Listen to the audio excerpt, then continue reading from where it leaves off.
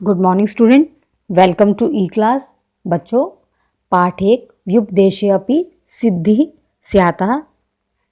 इस कहानी में अभी तक आपने जाना है कि हाथियों का समूह गर्मी से व्याकुल है और उन्हें नहाने के लिए कोई भी स्थान नहीं मिल रहा है, तो वो अपने राजा के पास जाकर इस बारे में बताते हैं।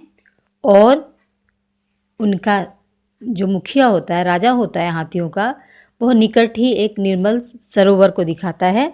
अब वहाँ पर सभी हाथी नहाने लगते हैं और होता ये है कि वहाँ पर तालाब के किनारे खरगोश रहते थे और ये हाथी आते जाते थे, तो क्या होता था कि खरगोश के छोटे छोटे बच्चे उनके पैरों के नीचे आके मर जाते थे। तो एक बूढ़े खरगोश ने शिलीमुख, जो कि एक खरगोश का नाम है, उसे कहते हैं कि इस तरह तो हमारा पूरा कुल ही नाश हो जाएगा इन हाथियों के द्वारा, तो हमें कुछ करना चाहिए। और वह वृद्ध खरगोश शिलीमुख को एक उपाय बताता है, जिस उपाय को सुनकर शिलीमुख हाथियों के समूह के पास जाता है और वह बताता है उन्हें कि जिस सरोवर में वो स्नान करने आते हैं, यह भगवान चंद्रमा का सरोवर है और हम इसकी रक्षा करते हैं। और उन्होंने आपके लिए कुछ संदेश कहा है, और वो क्या समझाता है खरगोश, आइए इस पैसेज में हम वही जानेंगे।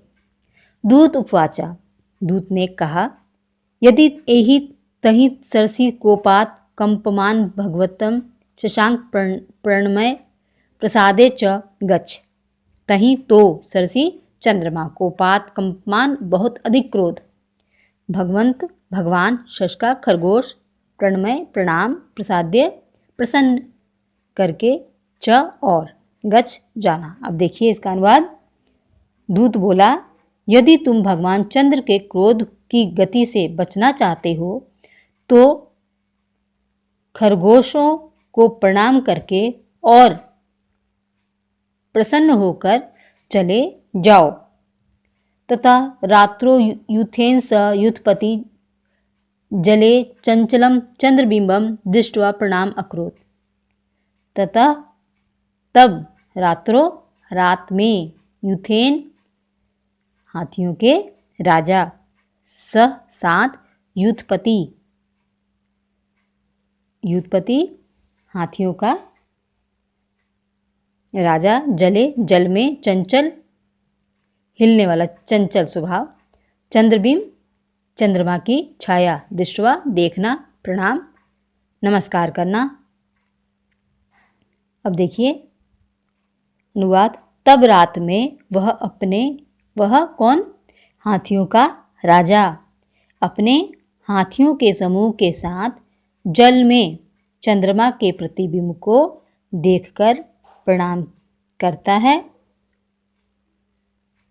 उक्त च देव प्रसिद्ध अज्ञानता अनेक अपराधा कृता क्षम्यताम।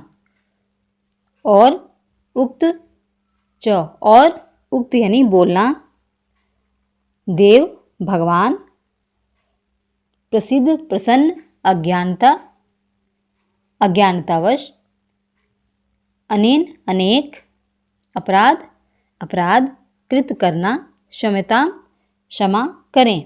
अब देखिए अनुवाद। उक्त च, और कहा, देव प्रसन्न हो, अज्ञानता से किए गए अपराध को क्षमा करें। इत्युक्ता अन्यंत्र गता, इत्युक्ता ऐसा कहकर, अन्यंत्र दूसरी जगह, गता जाना। अब देखिए इसका अनुवाद। ऐसा कहकर दूसरी जगह चले गए। हर्षिता शशका नित्यन वृद्धम शशका शिलीमुख च धन्यवाद कुर्वन् अवदन् च। हर्षिता खुश होकर, शशका खरगोश, बहुवचन है बच्चों यहाँ पे, नृत्यन नाचने, वृद्ध बूढ़ा, शशका खरगोश, शिलीमुख खरगोश का नाम है बच्चों ये, च और धन्यवाद करना, कुर्म करना, अवदन च और बोला, व्युपदेशेऽपि सिद्धि स्यात्। विपत्ति में विपदेशेऽपि, विपत्ति में भी सिद्ध्यति, सफलता स्यात् हो सकती है। अब देखिए अनुवाद। हर्षिता शशका नित्यं वृद्धं शशका शिलिमुख च धन्यवाद कुर्वन् अवचन च। खुश होकर खरगोश नाचने लगे और बूढ़े वृद्ध खरगोश शिलीमुख का धन्यवाद किया और बोले, विपत्ति में भी सफलता प्राप्त की जा सकती है।